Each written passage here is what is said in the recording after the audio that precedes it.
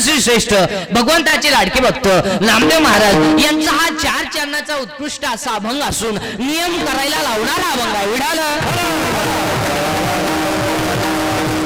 अभंगाकडे जाण्यापूर्वी अल्पसा पर्याय घ्यायचा तो म्हणजे असा, आपल्या या आंतरवाली या नगरीमध्ये आंतरवाली सराटी या नगरीमध्ये थोडा आवाज द्या ना, लय कमी आहे.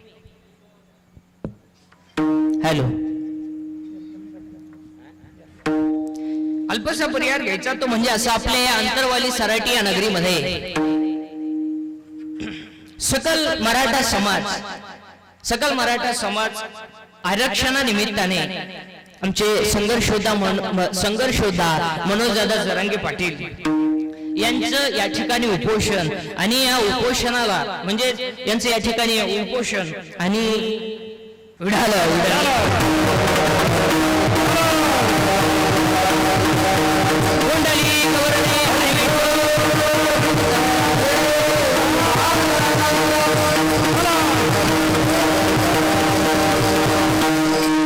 मनोजदादा पाटील यांचं या ठिकाणी उपोषणानिमित्ताने उपोषण या ठिकाणी चालू आहे. कितवा दिवस आहे आजचा? 3रा दिवस आहे. पोटात अन्न पाण्याचं कण सुद्धा नाही. म्हणून आपण सरकार मायबापाला एकच विनंती करू की आमच्या सरकार मायबापाकडे एकच विनंती करू की लवकरात लवकर आरक्षण देऊन आमच्या दादांचं उपोषण तुम्ही लवकरात लवकर सोडवा. सरकार मायबापाकडे विनंती करू की लवकरात लवकर तुम्ही आमच्या दादांचं उपोषण सोडवा. कारण आम्हाला आरक्षणापेक्षा आम्हाला आमचे दादा सगळ्यात पहिले महत्वाचे. हो, आमचे दादा सगळ्यात पहिले महत्वाचे. एक वाक्य सांगू, अरे लाख मेले तरी चालतील पण लाखाचा पोशिंदा जगला पाहिजे. हो, लाख मेले तरी चालतील पण लाखाचा पोशिंदा जगला पाहिजे. हो, आरक्षणापेक्षा आम्हाला आमचे दादा सगळ्यात जास्त महत्वाचे. आमचे दादा सगळ्यात जास्त महत्वाचे. अरे एवढे मोठे गाव फिरलो, एवढे सप्ताह, 7 दिवसाचे सप्ताह झाले, 9 दिवसाचे सप्ताह झाले, 15 दिवसाचे सप्ताह झाले, एका महिन्याचे सुद्धा सप्ताह झाले, पण 1 वर्ष होऊन झाले.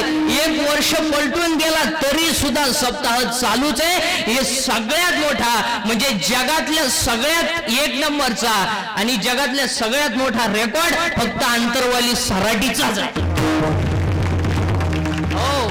आता तरी आज कितवं कीर्तन असेल? आंतरवाली सराटी नाही, ही प्रति पंढरपूर आहे.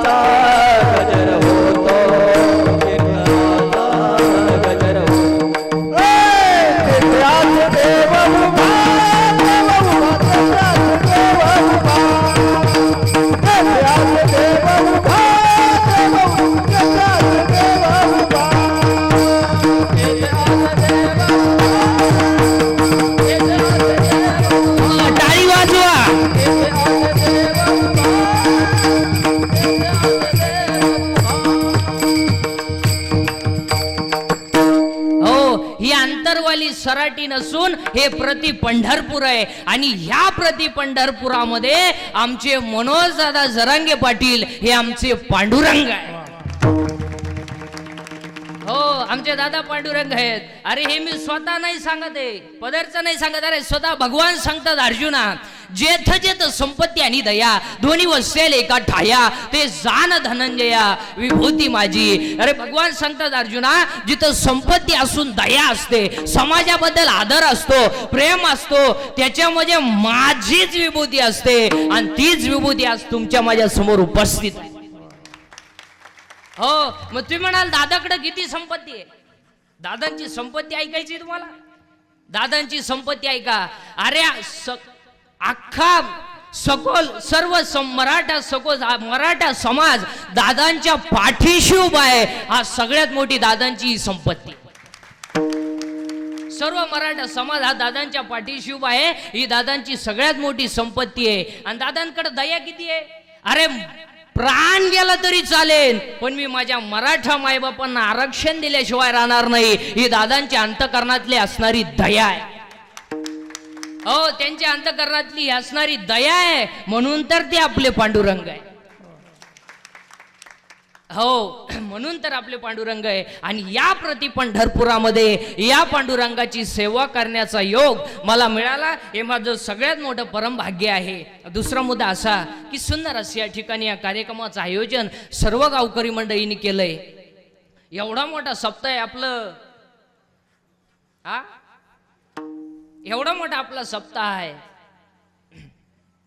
विढाल एवढा मोठा आपला सप्ताह आहे, म्हणून एवढं सुंदर असं या कार्यक्रमाचं आयोजन आपल्या अंतरवाली सराटीतील सर्व गावकरी मंडळींनी केलंय. तसेच आमचे ज्यांच्यामुळे या ठिकाणी येण्याचं योग आला, ज्यांच्यामुळे तो माईबापांचा सेवा करण्याचा जो योग आला, ते म्हणजे आमचे महाराष्ट्रातील सुप्रसिद्ध कीर्तनकार असे असणारे, महाराष्ट्रातील नामवंत कीर्तनकार आमचे महादेव महाराज गिरी असतील. आमच्या गिरीबाबांमुळे या ठिकाणी येण्याचा योग आला. तसेच आमचे गोड मृदंगमणी काय नाव, हा आकाश महाराज आहेत. गोड असे मृदंगमणी आहेत. इकडे आमचे गोड गाणारे आमचे नारायण महाराज आहेत. आमचे रामेश्वर महाराज आहेत. ज्ञानेश्वर महाराज आहेत. इकडे आमचे काका आहेत. काकासाहेब महाराज आहेत. विनेकरी बाबा आहेत. इकडे आमचे गणेश महाराज आहेत. आमचे दुसऱ्यांदा गाठे. हो, सुंदर असे या ठिकाणी या कार्यक्रमाचं आयोजन केलंय. सगळ्या मंडळींना धन्यवाद. आणि कीर्तनाला सुरुवात. विढाल मंडळी गवरदे हरी विठ्ठल.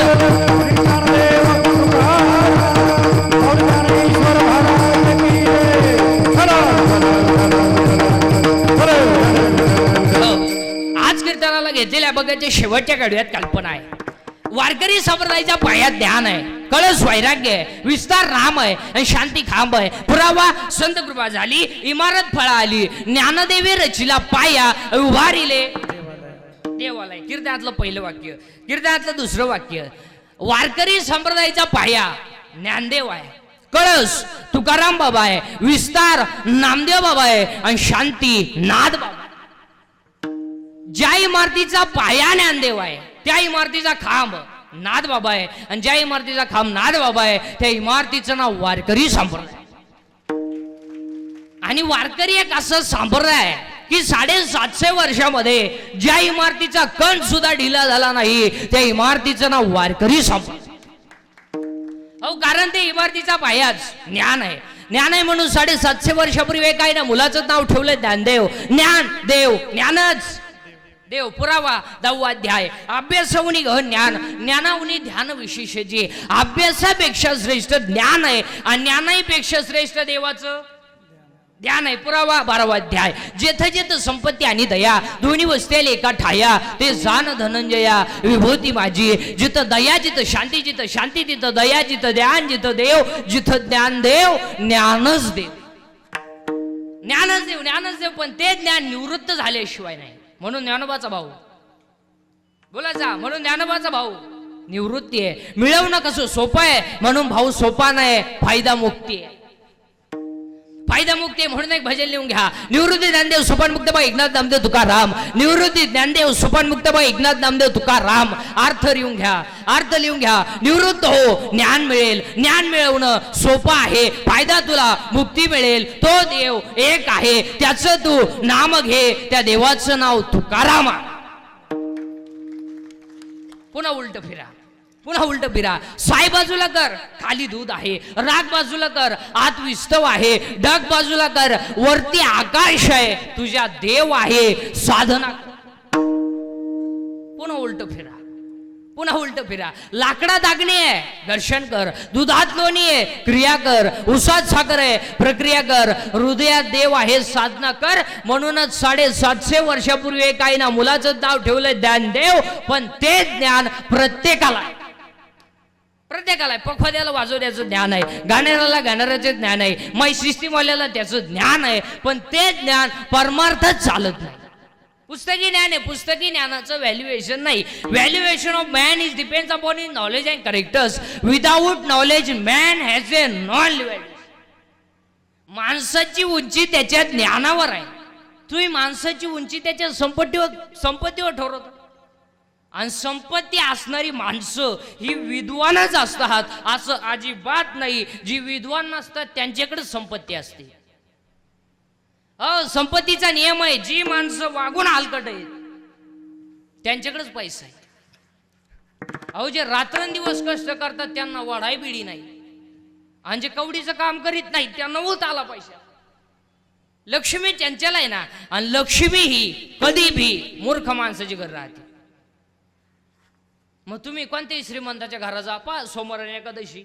सोमवार नाही, एकादश नाही, मग थोरला बोरियड मधलं डोक्यातून जाईल, घडणार असते.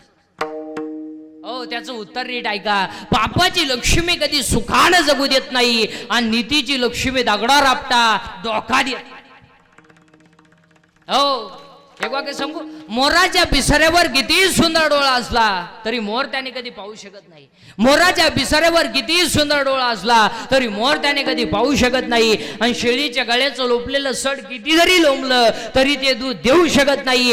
इस्टेट किती असू द्या, आई बापांच्या साधू संतांच्या आशीर्वादाशिवाय माणूस मोठा होऊ शकतो. आता आपल्याकडे सुशिक्षित कोणाला म्हणतात? आपल्या काही लोक म्हणले तो माणूस सुशिक्षित हो का, उभ्यानं जेवतो. अरे उभ्यानं जेवतो म्हणजे त्याला मूळ व्याध आहे. आग होती म्हणून उभ्यानं जेवतो. काही लोक म्हणले तो माणूस सुशिक्षित हो का, कुत्र्याबरोबर हिंडतो. अरे त्याला जोडीदार रे, त्याला हिंडतो कुत्र्याबरोबर. काही लोक म्हणले तो माणूस सुशिक्षित हो का, बायको हातात धरून हिंडतो. अरे बायकोवर विश्वासच नाही. आमच्याकडे सुशिक्षित कोणाला म्हणतात? आमच्याकडे सुशिक्षित कोणाला म्हणतात? ज्याच्या आईच्या गालावर हसू आहे, ज्याच्या बापाच्या चेहऱ्यावर समाधान आहे आणि ज्याच्या हृदयात हिंदू धर्माबद्दल प्रेम आहे, तो खरा सुशिक्षित.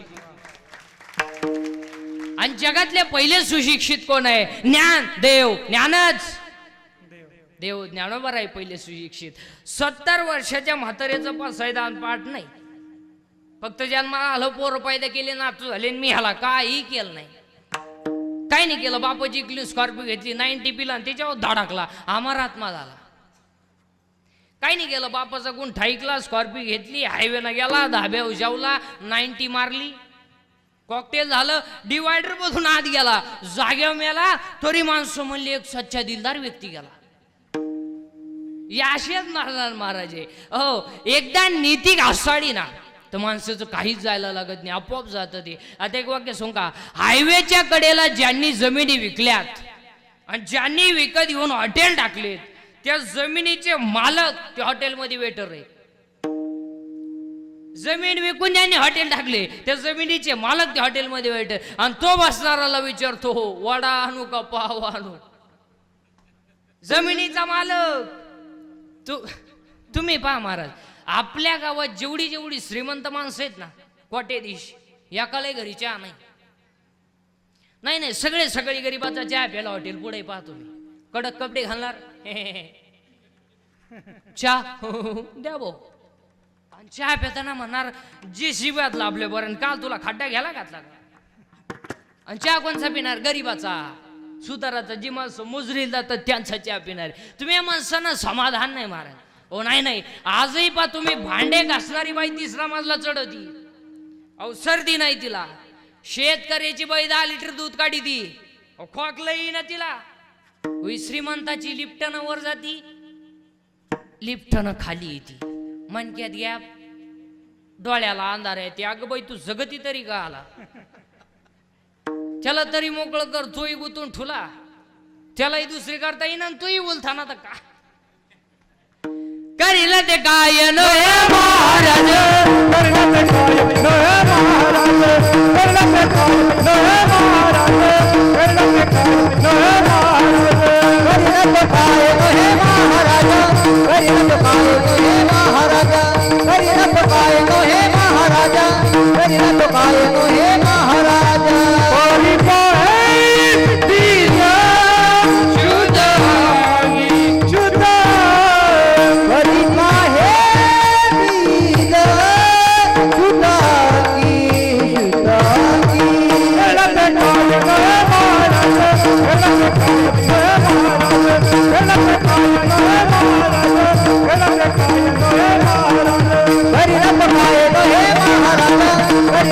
रे तुझे